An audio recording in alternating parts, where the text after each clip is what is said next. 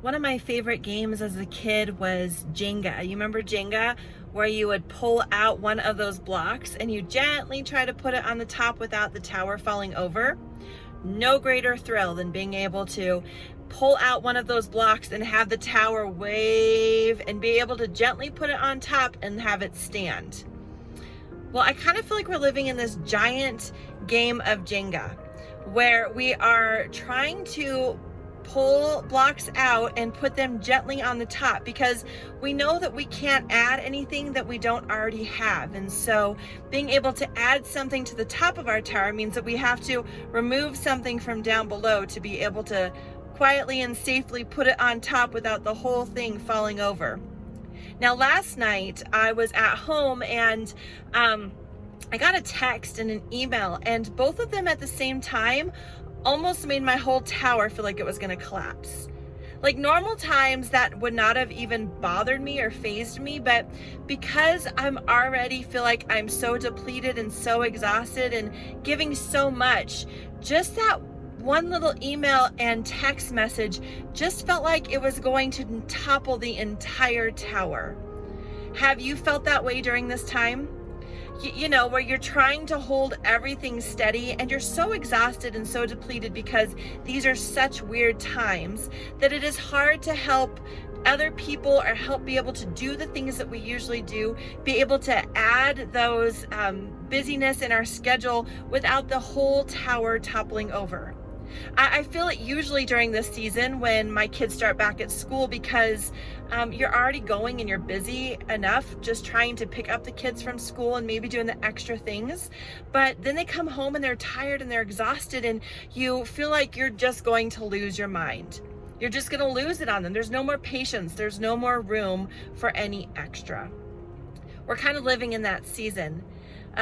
With coronavirus, it has added a little layer of instability into us, and little things feel like they're going to topple us over. That's where I'm reminded of the lessons that we learned in March and April and May, the lessons that I've heard from children, which is how much they appreciated being able to pull back, to get to some simpler times, to be able to really enjoy the times with moms and dads and brothers and sisters where they were able to sit around a table and enjoy a meal together. Or where they weren't rushing from sports to sports or events to events, but they were able to just enjoy some simple family time. I think sometimes we forget about the simpleness and how much that really can help us, especially in a busy, crazy season like this. Jesus is on a boat with his disciples and he falls asleep. But these waves come up and the storm goes crazy and the disciples are afraid and they're searching frantically for Jesus and they can't find him. And when they do finally find Jesus, they find him asleep on the boat, and they can't understand how he's sleeping in the midst of the storm. And so they cry out, "Jesus, save us." Jesus looks around the storm and he says, "Are you really afraid of this?" And he calms the storm. Jesus is trying to calm the storm in our lives, and we get so into all of the anxiety and frustration of this season. Things are not what they used to be, and so it is hard for us, and any little thing that we try to add feels like the whole system is just going to topple. And Jesus is there in the boat with us. All we have to do is cry out, and Jesus can speak into the storm and remind us of that simple moment of just being present with God, crying out and resting in his peace.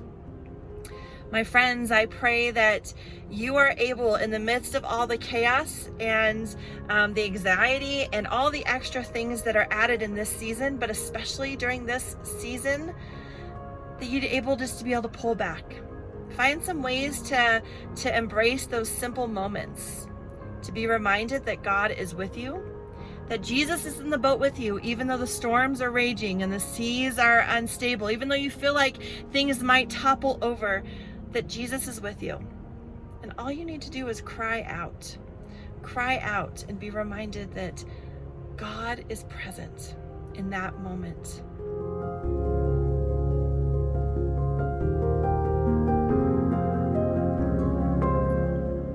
May you be reminded in this moment, my friends, that no matter how strong the storm is, that Jesus is in the boat with you. May you be reminded that you are not alone, that Jesus is speaking into your storm for peace.